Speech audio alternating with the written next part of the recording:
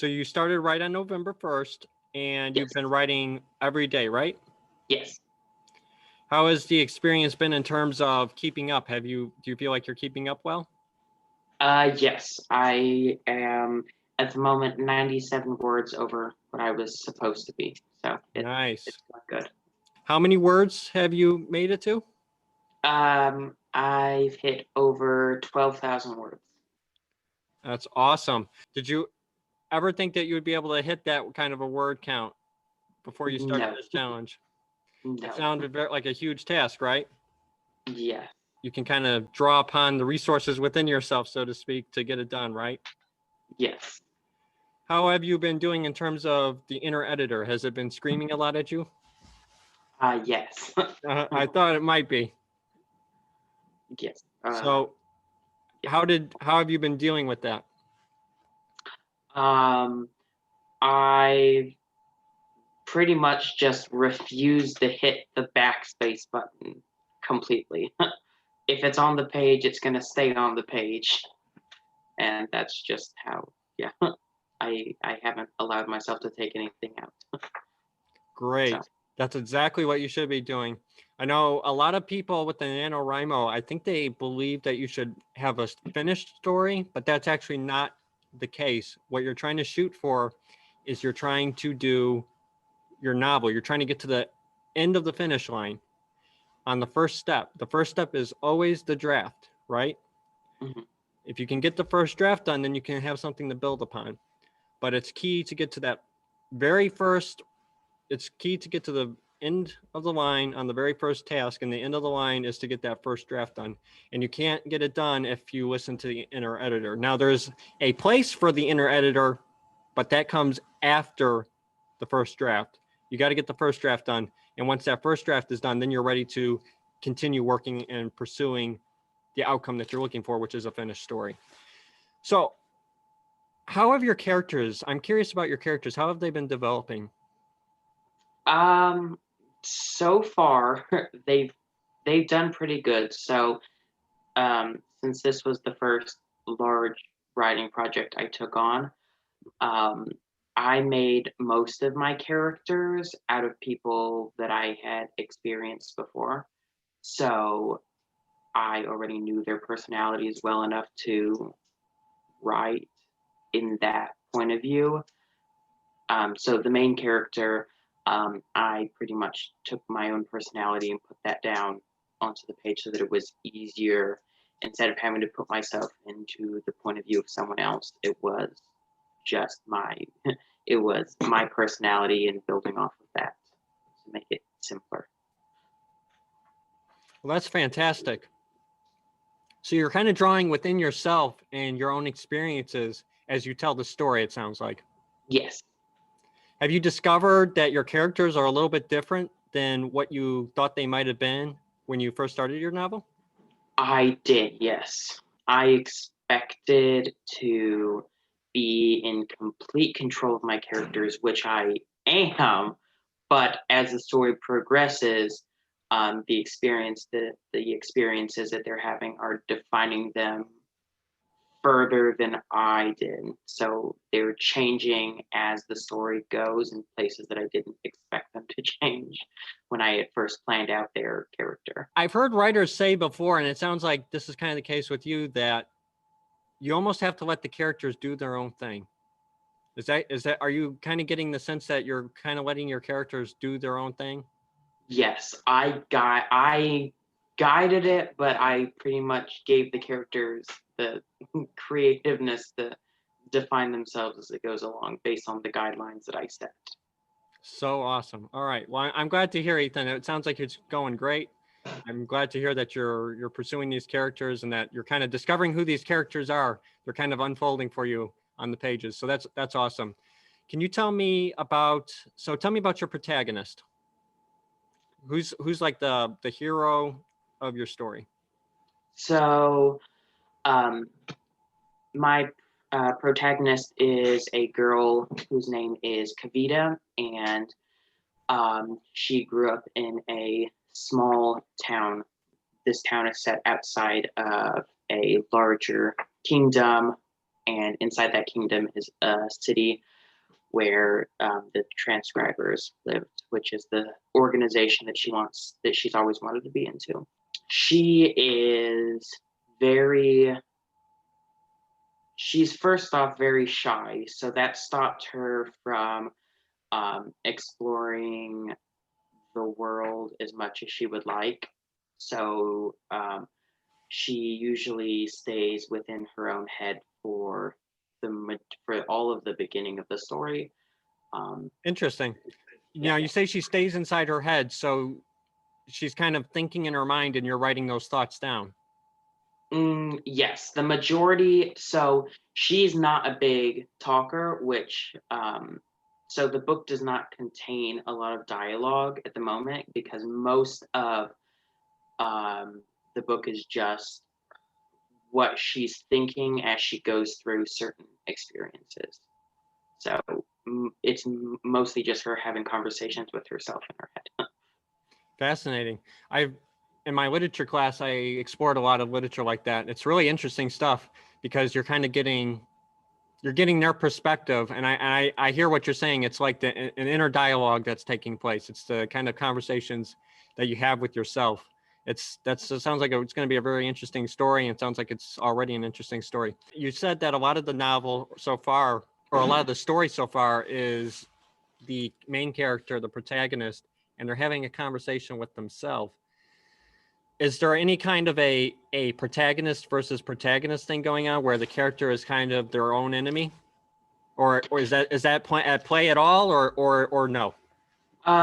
It so that was I wanted to make when I first started this project. I wanted to have both for all the books a main antagonist and then an inner antagonist. Right. So far, the fact that she is so shy means that that's kind of her enemy within herself because what in order for her to face everything that's going to happen in the book, she has to start trusting people and to go and actually interact with them. And so that shyness, that untrustingness, um, her, she's very untrustworthy towards people. And so that is the issue that she has to fix within herself before she can really face anything that's going to happen later on. Before she can get to the main antagonist, she has to overcome that within herself first. Interesting. So far, it's just going to be the war is going to be the outer conflict, and it doesn't happen till the closer to the end of the book. So far, the inner conflict is the only point of conflict, and the various conflicts that it helps create. Have you had any tough days yet, where it was really tough to get it through it, in terms of writing? Yes, there. So, That's okay though.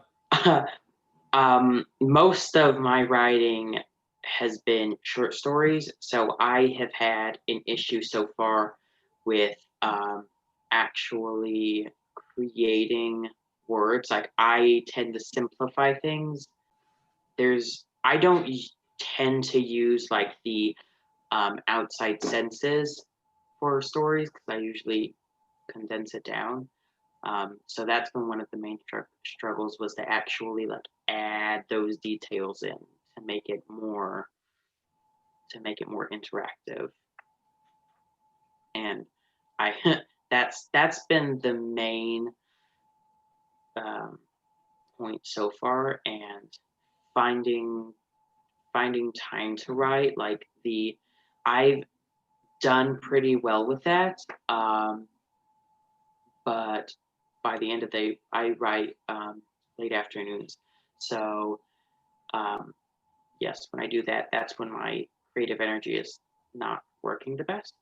So that has been yes, that has been the main issue is because that's when I really tend to condense everything is when my creativity is kind of not working, and that's been the main issue was just actually adding details that make the story interactive instead of just flat.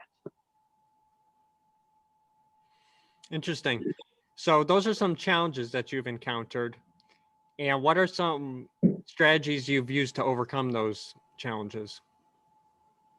Um, so so far, one of my main things, like for focusing and actually getting creative, is I started listening to music while I did it, just to kind of make it easier, focus a little more, and then to try to put myself more in the head of the character to make me more creative and make it easier to actually, because I found that if I get in the head of my character completely, um, it's easier for me to experience what they're experiencing and then add more detail because I'm actually in it. So I'm curious, there's with the music thing, you mentioned that music helps you. It also helps me work. Do you listen to music with lyrics or music without lyrics? What kind of music helps you to kind of facilitate your thinking and helps you to work productively? I listen to music without lyrics. Otherwise, I get too distracted by trying to understand what the people are saying, Don't and I worry, can't that's write exactly anything. me. That is exactly me too. Yeah, so I usually I listen to so far like slower, like kind of jazzy orchestra music. Just because like it just helped me focus the best out of everything that I've tried so far. Kind of big band music. Yeah. Duke Ellington is good for that. Glenn Miller tends to have a lot of lyrics. I would stay away from Glenn Miller, but Duke Ellington can have some good stuff. Artie Shaw, Benny Goodman. Yeah, those are all good ones. I like to work to those. I also tend to like for some reason, the cool jazz from the 50s. That really helps to get me into a thinking mode. So you might try some of that. If you just YouTube it, you should be able to find some pretty easy stuff. Chet Baker has some good stuff that's not singing, or Miles Davis has some good stuff. Bill Evans has some good stuff. So those are, I'm kind of, we must be jazzy people because it sounds like we both use that while we think. I know a big one for people is they use classical. So classical is one that you might try. I've used it myself. Sometimes it actually makes me a little bit tired, whereas I feel like the jazz music actually helps me to think better. So, but whatever works, use it. So, and I sometimes switch between jazz or classical, but I agree with you also. The music with lyrics can lead to less than effective results when you're doing certain kinds of work like writing, because when you're writing, for me, I don't know about you, but for me, when I'm writing, I almost have to slip into a voice of some kind that is like easily going onto the paper, and that voice gets lost in all the noise if it's a song with lyrics. So Yeah. it sounds like you're using music effectively, so good job on that. One last question before we leave. It's about 5. What is something that you've learned that is going to help you with your writing in the future? There have been so many times I hit like 500 words and I'm ready to stop. Um, I I'm just my creativity just wants to be done. So, but I think also one of the things in making myself like sit down for a good like hour and writing straight through that entire time, um, it actually makes me work better, because I actually have to force myself to come up with things, which is almost it. Most of the time, it's better than when I just put stuff down that I was already thinking of. When I actually have to think through what I'm going to write next, it usually ends up better. So I think persistence in writing, probably. That's an interesting insight. I know for me, I've also experienced that where the words don't really come too easily when you first sit down. And yeah, 500 words, 700 words. For me, it hits about 450. 450. When you hit to 450, then something in your brain says, "Okay, I'm done," and then that's the end of it. But I think one of the things that you said was key is that you persist. And then when you get to 700, it's still kind of hard. You slip into a state or a flow state of some kind where you're just writing and you're not worried about quitting, and you're not trying to make excuses, and your brain is really cooperating with you. And that can be really tough to get into that as a writer, but it does happen. And I think you almost have to be willing to accept the tough part to get to the easy part where it comes good and you know what you're writing down is really interesting and you're really starting to get happy with what you're writing. And that's the benefit of ignoring the inner editor. And that's why I believe it was stressed so much at the beginning of the workbook, was that you don't want to stop yourself from being able to do what you know you can do. You can write your story, you can get it done. And I really think that was a great takeaway that you had, that, hey, just persist, write down your story, keep writing it. Don't give up when you are getting to 500 words or 600 words, whatever your word count is. Don't give up, halfway or 10% of the way. See it through to the end, because you'll really like the results if you keep working. And you know what? Even if you don't like the results, you can still learn things that you can apply to later projects, or you can apply them when you redo this story. So you know what? You get to the end and you find, I don't like this story. You can do a couple of things. You can throw the story out and start a new one. You can take the story that you just wrote, pull out the one or two things that you like about it, and build it back up from the ground up. But the key is to get to the finish line. And I want to congratulate you, Ethan, because you've been doing a great job. I've been seeing the stats from the classroom. You're doing awesome. You're keeping up with the work. I appreciate you coming to the Zoom meetings as well.